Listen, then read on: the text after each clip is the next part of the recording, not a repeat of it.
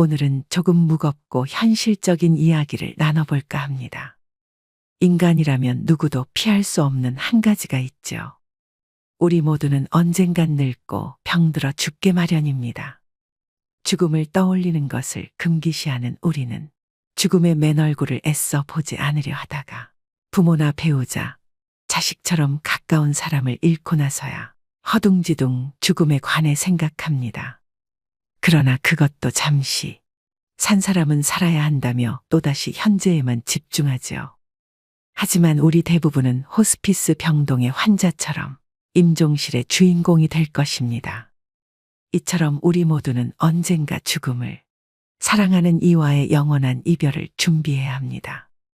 사실 그보다 더 힘든 것은 죽음의 순간 작별 인사도 하지 못하는 것일 텐데요. 인간이 세상을 떠나기 전 때가 왔다는 것을 알 수 있다면 얼마나 좋을까요? 스스로 삶을 마무리하는 시간을 가질 수도 있고 사랑하는 사람의 마지막 순간을 지킬 수도 있을 것입니다. 인생이라는 웅장한 공연의 커튼이 내려가는 그 순간, 여러분과 저는 무엇을 뜨겁게 느끼면서 육체와 이별하게 될까요? 임종 직전 대부분의 사람들에게 나타나는 공통점이 있다고 하는데요. 그래서 오늘은 임종 전 일어나는 대표적인 6가지 증상에 대해 살펴보려고 합니다. 오늘의 영상 끝까지 시청하시고 인생의 마지막 여정을 위한 해안을 얻으셨으면 좋겠습니다. 바로 시작하겠습니다. 우선 첫 번째로 수면 시간에 변화가 생깁니다. 길게는 약 한 달에서 짧게는 일주 전부터 수면 시간은 평소보다 길어지고 깨워도 별 반응을 하지 않습니다. 3, 4일을 내리자고 잠깐 가족의 얼굴을 알아본 뒤 다시 깊은 잠에 빠져들기도 합니다. 마치 혼수 상태처럼 잠만 자는 것이 특징인데요. 보통 사람은 잠을 잠으로써 몸이 회복되는 작용이 일어나지만 임종 전 환자는 몸이 회복되는 것이 아니라 대사가 서서히 느려져 체내의 장기 기능이 떨어지고 있는 것을 의미합니다. 또 갑자기 이상한 말을 하기도 하며 이유 없는 공포감을 드러내기도 하는데요. 항상 의식에 반응이 없는 것은 아니기 때문에 의식이 명료할 때 하고 싶은 대화를 미리 해두는 것이 좋습니다. 두 번째는 피부가 변합니다. 임종 전의 피부 변화는 종종 발생할 수 있는 현상 중 하나입니다. 주로 다음과 같은 양상으로 나타날 수 있습니다. 첫째, 차가운 피부.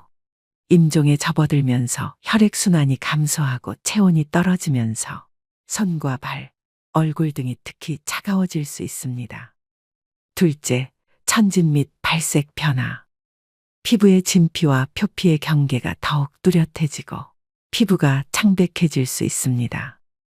혈액순환이 감소하면서 발색 변화가 나타납니다. 셋째, 수족 부종.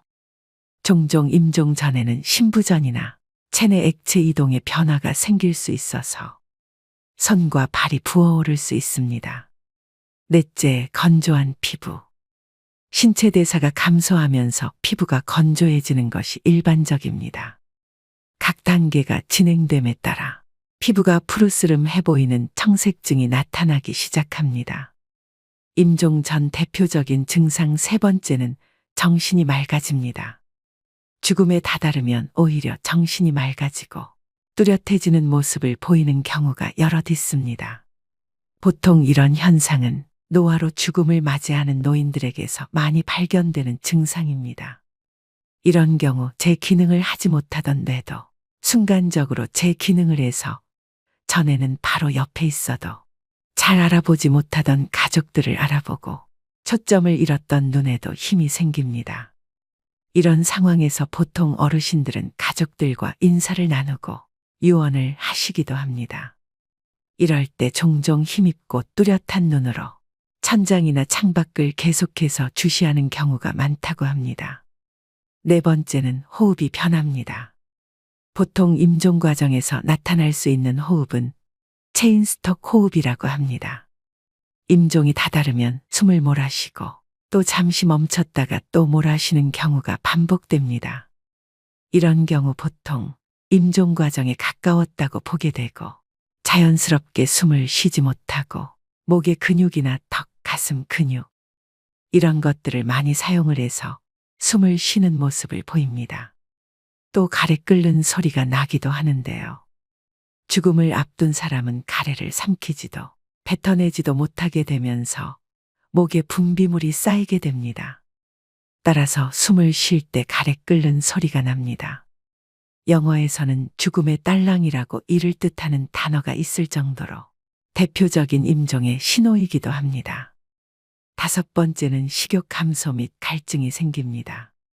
임종 전 증상으로 며칠, 몇 주 동안 많은 사람들은 음식과 음료에 대한 욕구가 감소하는 것을 경험하는데요. 거식증으로 알려진 이러한 식욕부진은 신체 쇠퇴의 자연스러운 부분입니다. 몸이 필요한 것만 받아들이고 필요하지 않은 것은 배출합니다. 또 입이나 목이 건조해지고 입술이나 혀가 갈라지거나 침이 끈적끈적해집니다. 마지막 6번째는 변실금이 생깁니다. 임종 전 환자는 소변색이 진해지고 양이 줄어들게 되는데요. 모든 근육의 힘이 서서히 풀리게 되면서 환자의 의지와는 상관없이 괄약근의 힘 조절 때문에 변실금이 생기곤 합니다. 임종이 가까워질수록 대변의 양이 많아지고 반대로 혈압은 저하되어 소변의 양은 줄어들게 됩니다. 여러분 어떠신가요? 말씀드린 증상은 죽음의 접근과 더불어 몸과 정신의 변화를 나타내며 종종 죽음의 문턱에서 받아들임과 평온을 준비하는 과정으로 볼 수 있습니다. 의식이 없고 표현을 할 수 없을 때를 대비해서 의식이 있을 때 가족분과 소중한 사람들에게 충분히 전할 말을 하셔야 후회가 남지 않습니다. 요양병원에서 간호사로 20년째 일하고 있는 김미옥 씨는 수많은 죽음을 목격하면서 깨닫게 된 경험이 있다고 하는데요. 한 어르신은 폐렴으로 오랜 병상 생활을 하셨다고 합니다. 고령의 이 할아버지는 죽음이 문턱에 있었는데도 불구하고 아무도 어르신을 찾아오는 사람이 없었다고 합니다. 이 간호사가 수소문을 해보니 할아버지께서 젊은 시절에 가정을 돌보지 못하고 가족에게 지은 죄가 많으셨다고 합니다. 그래서 모든 인연을 끊고 혼자 사셨다고 하는데요. 이 어르신은 육체적으로 이미 돌아가실 시점이 지났는데도 불구하고 억지로 숨을 버티고 있는 느낌을 받으셨답니다. 가족을 수소문해서 아내분이 찾아오셨고 아내분은 남편의 손을 꼭 붙잡고 내가 용서해 줄 테니 이제 편안히 가셔요라고 하니 그제야 할아버지는 눈을 감으셨다고 합니다. 그렇게 사랑했던 가족이 떠나가게 되면 우리는 슬퍼할 겨를도 없이 뒤이은 장례를 준비해야 합니다. 가족 중 소중한 누군가를 허망하게 떠나보내고 다들 경황이 없지만 누군가는 꼭 준비해야 하는 일이죠. 무엇부터 해야 하는지 모르는 경우가 많아 당황하는 분들이 많습니다. 그나마 상조에 가입했으면 가입한 상조에 연락하면 그만이지만 까다롭고 복잡한 장례 절차와 조문객 접대, 막대한 장례 비용은 큰 부담으로 다가옵니다. 한 조사 결과에 따르면 국민의 80.4%, 즉 5명 중 4명은 상조 서비스가 꼭 필요하다고 답했는데요. 그렇다면 국내에 수없이 많은 상조회사 중 어떤 업체를 선택하는 것이 가장 현명할까요? 그래서 여러분들에게 합리적인 비용으로 상조 도움을 받으실 수 있는 고위상조 업체에 대해 소개해 드리려고 합니다. 고위상조 서비스를 바탕으로 나이 먹고도 모르면 바보 되는 장례 준비 3가지를 살펴보겠습니다. 첫 번째, 선불제와 후불제 중 어떤 상품을 선택해야 되나요? 먼저 선불제의 경우 말 그대로 미리 상조 비용을 지불하는 것인데 쉽게 말하면 보험과 같습니다. 일반적으로 120회 월납으로 총 납입금은 500에서 1000만 원 수준인데요. 이 금액에서 현장에서 추가 비용이 결제되는 경우도 허다합니다. 또 가입 시 가전이나 휴대폰 할인 등을 명목으로 가입을 유도하는 경우가 많고 이런 부분에 혹해 가입하시는 분들도 많습니다. 하지만 가전을 받는 돈은 막대한 금액을 내는 것 중 극히 일부에 지나지 않고 만약 도중에 업체가 폐업을 하는 경우 내 돈을 제대로 찾지 못해 소비자가 피해를 떠안는 경우가 많습니다. 연간 수십 곳의 상조회사가 폐업을 한다고 하는데요. 그러다 보니 많은 분들이 함부로 상조를 가입하기 꺼려 하시는 경우도 많습니다. 이런 여러 단점을 극복하기 위해 나온 것이 후불제 상조입니다. 후불제의 경우 낮은 금액대부터 높은 금액대까지 다양하게 갖추어 있어서 가족분들이 예산에 맞춰서 직접 선택하실 수 있는 장점이 있으며 불필요한 상품들을 포함하지 않을 수 있기 때문에 훨씬 합리적으로 비용을 아낄 수 있습니다. 매월 돈을 납부하지 않아도 된다는 점, 그리고 장례가 끝난 후 비용을 지불하면 되기 때문에 더 투명한 비용으로 마지막까지 안심하고 장례를 치를 수 있게 되는 것도 크게 안심하실 수 있는 부분입니다. 심지어 현재 선불제 상조를 이용하고 계시더라도 후불제로 전환하시는 게 더 이득일 수도 있습니다. 고위상조에서는 후불제 전환 비교 서비스도 제공해드리니 상담 받아보시길 추천드립니다. 두 번째, 장례식장이 있는데 굳이 상조도 따로 필요한가요? 이는 웨딩 플래너 없이 결혼을 준비하는 것과 유사합니다. 장례식장의 장례지도사는 처음부터 끝까지 책임져 주지 않습니다. 빈소에 1시간에서 2시간 들르고 물품을 파는 역할이 전부입니다. 반면 상조의 장례지도사는 처음부터 끝까지 장례를 책임집니다. 장례 첫날부터 발인날까지, 영부터 유족을 위로하는 순간까지 늘 함께 있습니다. 장례식장을 끼고 장례를 진행하는 것은 물품, 식비 등을 고려하므로 상조보다 기본적인 비용이 더 많이 나오는 것이 보통입니다. 그 이유는 두 가지인데요. 먼저 기본용품의 단가가 높습니다. 상조에서 10만 원 하는 수의가 장례식장에선 기본 40에서 50만 원입니다. 수의 가격만 봐도 벌써 4, 5배 차이가 납니다. 언론에서 많이 보도되듯이 장례식장에서의 유골함 가격은 정말 부르는 게 값입니다. 또 식비를 관리해주는 상조와 달리 식비가 많이 나올수록 장례식장 측의 이득이므로 추가 비용도 수십만 원을 훌쩍 넘기게 됩니다. 유족들이 경황이 없다 보니 물품 선택을 하실 때 정확한 판단을 못 하시게 됩니다. 그런 리스크를 없애는 게 바로 상조인 것이죠. 마지막 세 번째는 정직하고 합리적인 상조업체 고르는 방법입니다. 결론적으로 정직하고 합리적인 후불제 상조에 맡기는 것이 답인데요. 다만 국내에 수없이 많은 상조업체 중 어느 업체가 믿고 맡길 만한지 판단하기가 어렵습니다. 현명하게 상조업체 고르는 방법 첫 번째는 가격 정찰제를 활용하고 있는가. 장례용품 강매와 노잣돈 및 수고비 강요 등 추가적인 결제를 유도하지 않는 것이 매우 중요합니다. 많은 업체들이 최저가를 표방하고 유인한 뒤에 추가 비용 결제를 유도하는 방식을 사용합니다. 고위상조는 합리적인 비용으로 구성되어 있는데요. 가족장이 259만 원, 무빈소장 159만 원, 일반장 359만 원으로 이용하실 수 있습니다. 둘째, 미사용 품목을 공제하고 있는가. 고위상조는 권리 포기로 간주한다. 다른 품목으로 대체 제공한다는 등의 부정적인 관행을 따르지 않습니다. 하지만 많은 업체들이 품목들을 사용하지 않았음에도 공제하지 않고 있는 것이 현실입니다. 셋째, 친절한 서비스를 제공하는가. 당연한 말이지만 상조의 하청의 재하청 구조 등으로 비싼 비용을 지불하고도 소비자의 당연한 권리인 친절한 서비스가 제공되지 못하는 경우가 빈번합니다. 고위상조는 24시간 직영상담센터 운영과 엄격히 선발된 장례지도사를 통한 친절한 서비스 제공이 고객 만족의 최우선입니다. 나이 들수록 모르면 바보 되는 장례준비 3가지에 대해 말씀드렸습니다. 이처럼 알면 알수록 꼭 필요한 게 상조라고 생각되는데요. 상조 서비스와 함께라면 전문가의 도움으로 온전히 애도에 집중할 수 있어 심적 부담감을 덜고 목돈이 필요한 장례를 물가 인상에도 변동 없는 금액으로 치를 수 있어 경제적 부담감을 덜 수 있습니다. 가족의 죽음은 슬프지만 누군가는 꼭 준비해야 되는 일입니다.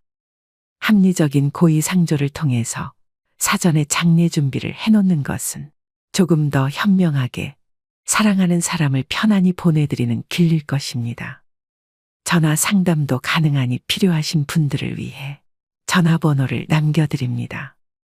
고의상조 1666-9784입니다. 가장 건강할 때 자신의 죽음과 사랑하는 가족의 죽음을 준비해 두면 남은 인생은 선물처럼 주어지고 노후를 더욱 활기차고 평온하게 살아갈 수 있을 것입니다. 오늘의 영상 어떠셨나요? 잘 죽으려면 잘 살아야 한다는 말이 있습니다. 그렇다면 잘 산다는 말은 무엇일까요? 용서를 빌어야 하는데 빌지 못했던 잘못들, 옆에 있는 사람에게 잘해주지 못한 것에 대한 마음이라고 마지막 순간에서 대부분의 사람들은 그렇게 말합니다. 모든 죽음은 슬픕니다. 하지만 슬픔 속에서 떠나더라도 우리는 죽음 직전까지 행복해야 합니다. 우리가 소중하게 간직해야 할 기억은 죽음이라는 끝맺음이 아니라 죽기 전까지 행복하게 살았던 시간입니다. 글을 쓸 때 첫 문장보다 마지막 문장을 먼저 생각하면 좋습니다. 마지막 문장을 생각한 뒤 글을 써나가면 흐름의 일관성이 생기고 글 전체가 한 호흡으로 연결되기 때문인데요. 인생도 글쓰기와 다르지 않습니다. 자신의 마지막을 응시하는 것은 삶의 일관성을 부여하는 일입니다. 살다 보면 순간순간 중요한 갈림길에 서게 됩니다. 그때마다 자신의 마지막을 상상하며 후회하지 않을 선택을 한다면 인생의 중요한 것을 놓치지 않고 살아갈 수 있습니다. 여러분 모두 후회가 남지 않는 행복한 노후를 보내셨으면 좋겠습니다. 마지막으로 인생에 대한 좋은 글 읽어드리면서 오늘의 영상 마무리하겠습니다. 무엇이 삶이고 무엇이 늙음이고 무엇이 죽음인가?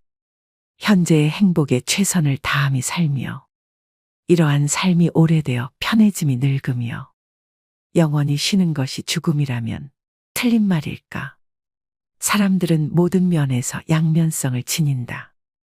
생과 사에 대해서도 그렇다. 어떤 사람들은 살기 위해 발버둥치고 또 어떤 이들은 쉽게 죽어버리려고 한다.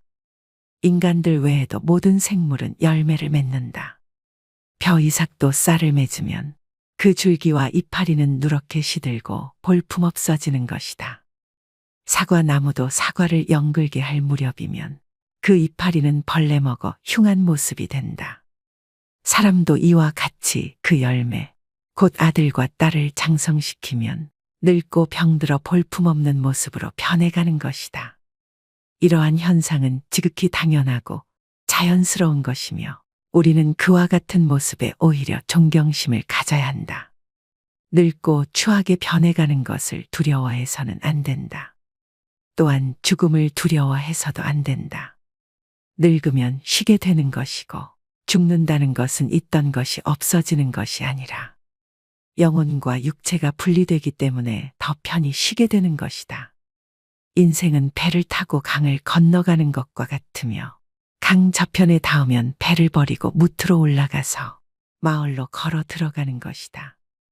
육신은 버리고 가야만 하는데요. 영혼은 마을로 들어가는 나그네인 것이다. 모든 것은 지나가게 마련이다.